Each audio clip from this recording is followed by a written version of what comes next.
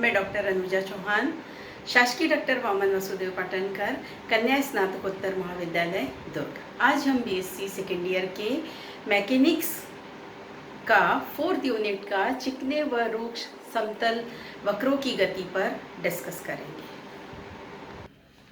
यदि कोई कण, गतिमान कण किसी विशेष पथ पर ही चलने के लिए बाध्य हो तो इस प्रकार की गति को कंस्ट्रेंट मोशन या व्यवरुद्ध गति कहा जाता है। इसी के संदर्भ में हमारा थ्योरम है, एक भारी कण एक दिए हुए चिकने समतल वक्र पर समतल में दिए हुए वक्र के अंतर्गत गति करने के लिए विवश किया जाता है। उसकी हमें क्या करना है, गति ज्ञात करना है। A heavy particle is compelled to move on given smooth plane curve under the action of given force in the plane to find the motion. इसका थ्योरम का प्रूफ करने से पहले, सॉल्व करने से पहले हम इसके डायग्राम पर चर्चा करें।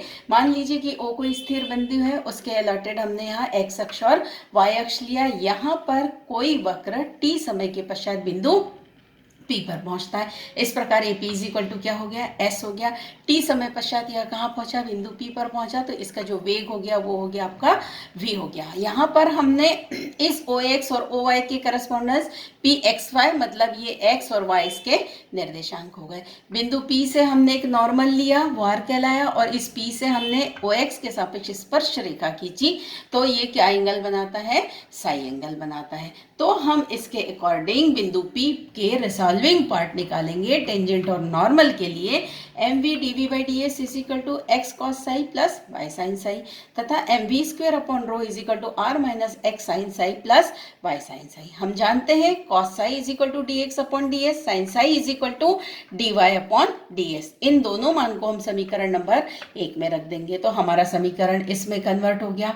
इस समीकरण में तीनों में क्या दिया हुआ है, ds दिया हुआ है, तो हमारे समीकरण को हम इस प्रकार लिख सकते हैं।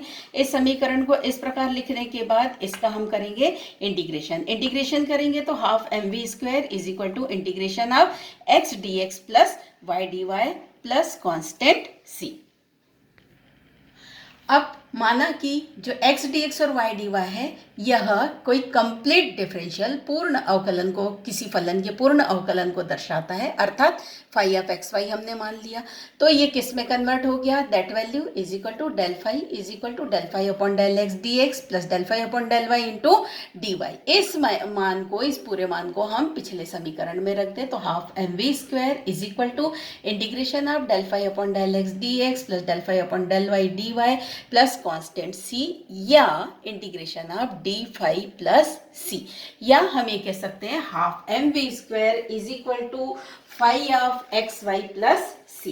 ये जो हमारा समीकरण नंबर 3 है, ये समीकरण नंबर 3 में जो काइनेटिक एनर्जी है, गतिज ऊर्जा है, वह किसी बिंदु पी एक्स वाई पर कण की गति के रूप में दी जाती है। अब यहाँ पर ये जो हमारा मान v स्क्वायर जो दिया हुआ है, या v जो दिया हुआ है, वह बिंदु P पर t समय के पश्चात बिंदु P की स्थिति थी, और ये phi of x y P के कोऑर्डिनेट्स थे। हमने माना कि प्रारंभिक अवस्था में जो m द्रव्यमान का कण है उसका वेग u है और इसके कोऑर्डिनेट्स x0 y0 है। तो ये जो हमारा अबव इक्वेशन है, ये अबव इक्वेशन हो गया half mu square is equal to phi of x0 y0 plus constant c। इन दोनों समीकरण को यदि हम सॉल्व करें तो यह आया आपका, माइनस करें तो half m v square minus half m u square is equal to phi of x y minus phi of x zero y zero. इस समीकरण को, समीकरण नंबर 5 को हम देखें तो यहाँ पे एम वी स्क्वायर टी समय के पश्चात बिंदु P का वेग, एम यू स्क्वायर मतलब प्रारंभिक का वेग, phi of x y t समय के पश्चात बिंदु P का कोऑर्डिनेट्स, और ये आपका प्रारंभिक कोऑर्डिनेट्स। मतलब यहाँ पर कहीं पर भी पाथ को नहीं दर्शा रहा है। तो हम ये कह सकते हैं कि समीकरण नंबर 5 उस पाथ से स्वतंत्र है जिस पाथ पर कण आरंभिक बिंदु से PXY तक गति करता है। अतः यह समान रहेगा चाहे वक्र का रूप कोई भी क्यों ना हो। तो हम समीकरण 5 को इस प्रकार भी कह सकते हैं कि कण की जो गतिज ऊर्जा है, काइनेटिक एनर्जी में परिवर्तन कण के मार्ग पर आश्रित नहीं है, बल्कि उसकी प्रारंभिक और अंतिम अवस्था पर आश्रित है। वक्र की परिभाषा से हम जानते हैं कार्य की, x d x plus y d y क्या होता है? कुल कृत कार्य निरूपित करता है जो बल एक्स वाई वक्र के अनुदिश अल्प विस्थापन डी एक्स डी एस से करते हैं। अर्थात phi of x d x plus y d y कुल कृत कार्य है जो बाह्य बल कण को इसकी प्रारंभिक स्थिति से बिंदु पी एक्स वाई तक ले जाने में करते हैं। अर्थात ये जो फलन है हमारा फाई ऑफ एक्स वाई क्या होगा? Is equal to integration of x d x plus y d y, और इसी मान को वर्ग फलन या कार्य फलन कहा जाता है। और यह जो हमारा कार्य फलन होता है वह बाह्य बलों द्वारा कण पर कृत कार्य के बराबर है। इसी प्रकार half m v square minus half m u square kinetic energy में परिवर्तन है, जबकि कण प्रारंभिक स्थिति से पी एक्स वाई तक जाता है। Phi of x y minus phi of x zero y zero बाह्य बलों द्वारा कणों को प्रारंभिक स्थिति से बिंदु पी एक्स वाई तक विस्थापित करने में कृत कार्य है। इस प्रकार हम समीकरण नंबर 5 को इस प्रकार लिख सकते हैं, the change in kinetic energy of the particle is equal to the work done by the external force. या हम कह सकते हैं कण की काइनेटिक एनर्जी में परिवर्तन इज इक्वल टू बाह्य बलों द्वारा कृत कार्य। इसी को हम एनर्जी ऑफ इक्वेशन कहते हैं या इक्वेशन ऑफ एनर्जी, तथा इसका जो फोर्स का जो काइंड है वो कंजर्वेटिव फोर्स कहलाता है। ऊर्जा संरक्षण का सिद्धांत, principle of conservation of energy. सिद्ध कीजिए कि जब कोई कण या कणों का निकाय या पिंडों का समुदाय संरक्षक बल निकाय के अंतर्गत गतिशील हो तो उसकी गतिज तथा स्थितिज ऊर्जाओं का योग अचर होता है। या state and prove the principle of conservation of energy. इसका प्रूफ है किसी कण पी एक्स वाई पर कण की स्थितिज ऊर्जा पोटेंशियल एनर्जी बलों द्वारा किए गए उस कार्य के बराबर होती है जिसमें कण बिंदु पी एक्स वाई से किसी मानक स्थिति standard position x dash y dash तक गति करता है। अर्थात potential energy at point is equal to integration of x y to x dash y dash, और हमारा ये क्या गया कंप्लीट कार्य मतलब x d x plus y d y. इसका हमने इंटीग्रेशन किया तो lower limit minus upper limit, यहाँ पे वैल्यू रखेंगे, upper limit minus lower limit, ये आपकी इक्वेशन आ गई। इस प्रकार काइनेटिक एनर्जी क्या होती है किसी बिंदु P पर? Phi of x y plus c. समीकरण 2 और 3 को जोड़ देंगे तो potential energy plus kinetic energy at P is equal to phi x dash y dash plus c is equal to क्या हो गया? कांस्टेंट। क्यों? क्योंकि एक्स डैश और वाई डैश क्या होता है? एक स्थिर बिंदु है। सो हम कह सकते हैं कि kinetic energy plus potential energy is equal to constant. इन दोनों के अलावा एक थ्योरम बहुत ही इंपॉर्टेंट है। यह थ्योरम आप लोगों को मैं बताने जा रही हूँ। रूक्ष समतल वक्र पर गुरुत्व के अंतर्गत गति, motion on a rough curve under gravity.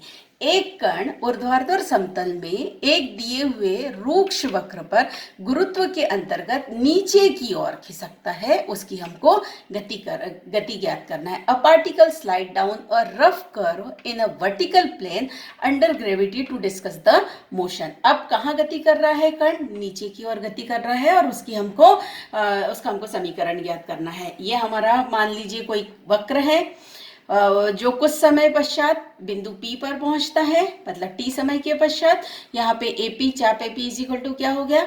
S हो गया। और इस बिंदु P पर हमने अभिलंब निकाला, ये हो गया आपका अभिलंब R, तथा इस बिंदु P को इसके अनुदिश हमने एक स्पर्श रेखा खींची। स्पर्श रेखा खींचने के बाद यह कौन सा एंगल बनाया? साई एंगल बनाया। और ये जो हमारा म्यू आर बना है यानी घर्षण है आपका, कोफिशिएंट्स ऑफ फ्रिक्शन, ये आपका गति की विपरीत दिशा में, क्योंकि कण कहाँ खिसक रहा है? नीचे की ओर खिसक रहा है, तो ये म्यू आर इस प्रकार गति करेगा। तो बिंदु P पर 3 बल क्रिया करेंगे इस समय पर। कौन कौन से? एक नीचे की ओर, mg, दूसरा आपका अभिलंब प्रतिक्रिया r, और तीसरा जो म्यू आर है, मतलब एक पहला क्या हो जाएगा कण का भार mg, दूसरा अभिलंब दिशा में प्रतिक्रिया बल r, और तीसरा जो हमारा घर्षण बल म्यू आर है, फ्रिक्शन, वो आपका कण की गति की दिशा के विपरीत, क्योंकि कण कहाँ है, नीचे की ओर खिसक रहा है, अर्थात पीटी दिशा में यह क्रिया करेगा। यदि P पर स्पर्श रेखा क्षैतिज से ये जो साई एंगल बनाती है, तब बिंदु P पर परिणामी बाह्य बल क्या होगा, mg sine psi minus mu R, तथा अभिलंब की धनात्मक दिशा में परिणामी बाह्य बल क्या होगा, mg cos psi minus R. और इस बिंदु P पर स्पर्श रेखा की दिशा में प्रभावी त्वरण v dv बाई ds, तथा अभिलंब रेखा की दिशा में क्या हो जाएगा, v स्क्वायर अपॉन रो। तब हम न्यूटन की गति के दूसरे नियम से बने m v dv by ds is equal to mg sine psi minus mu R, m v square upon rho is equal to mg cos psi minus R. अब यदि यहाँ पर समीकरण नंबर 2 में यदि हम म्यू से मल्टीप्लाई करते हैं और इस समीकरण को माइनस करते हैं, तो ये दोनों क्या हो जाएगा, हमारा कैंसिल हो जाएगा। सो हमने क्या किया, यहाँ पे म्यू से मल्टीप्लाई किया और माइनस किया, तो हमारा समीकरण कैसे बना, m v dv by ds is equal to m mu v square by rho is equal to, इन दोनों से कॉमन ले लिया, mg sine psi minus mu cos psi. इन तीनों में क्या कॉमन है, m कॉमन है, तो ये हमारा समीकरण बन गया। इसके बाद इस मान को हम कैसे लिख सकते हैं, 1/2 d by d s v square minus mu by rho v square is equal to g, bracket में sine psi minus mu cos psi. Rho is equal to क्या होता है, d s upon d psi. यहाँ पर हम इसका इन दोनों का एलसीएम कह सकते हैं, या हम इसको ये यहाँ कर दिए, ये दो वैल्यू यहाँ आ गई, तो ये 2 रो कहाँ चला जाएगा, इज इक्वल टू के साथ चला जाएगा। तो d v square upon d s rho minus 2 mu v square is equal to 2g rho, bracket में sine psi minus mu cos psi. यहाँ पर हमने किसकी वैल्यू रख दी, रो की वैल्यू रख दी। D v square upon d s upon d psi, सारे मान आपके as it is. D s से डी एस कैंसिल हो गया, d v square upon d psi minus 2 mu v square is equal to 2g rho sine psi minus mu cos psi. ये जो हमारा समीकरण है, ये समीकरण क्या दर्शाता है, linear differential equation v square के लिए। सो इसका इंटीग्रेटिंग फैक्टर क्या हो गया, e to the power minus 2 mu psi, और इसका जनरल सॉल्यूशन क्या हो गया, v square e to the power minus 2 mu psi is equal to 2g integration of e to the power 2 minus 2 mu psi sine psi minus mu cos psi d psi into rho plus constant c. ये जो हमारा समीकरण है, इस समीकरण में दिए हुए वक्र के समीकरण से P का मान साई के पदों में ज्ञात करके समीकरण 3 में रखकर इसका इंटीग्रेशन कर सकते हैं। C का जो मान है वो हमारे इनिशियल कंडीशन से ज्ञात कर सकते हैं। इसी प्रकार समीकरण 3 से v स्क्वायर का मान ज्ञात किया जा सकता है, और इस मान को समीकरण नंबर 2 में सब्स्टिट्यूट कर r का मान ज्ञात कर सकते हैं। ये जो तीनों थ्योरम है, ये आप लोगों के लिए बहुत ही इम्पोर्टेंट है, और इसकी सहायता से आप इसके प्रॉब्लम्स को हल कर सकते हैं। धन्यवाद।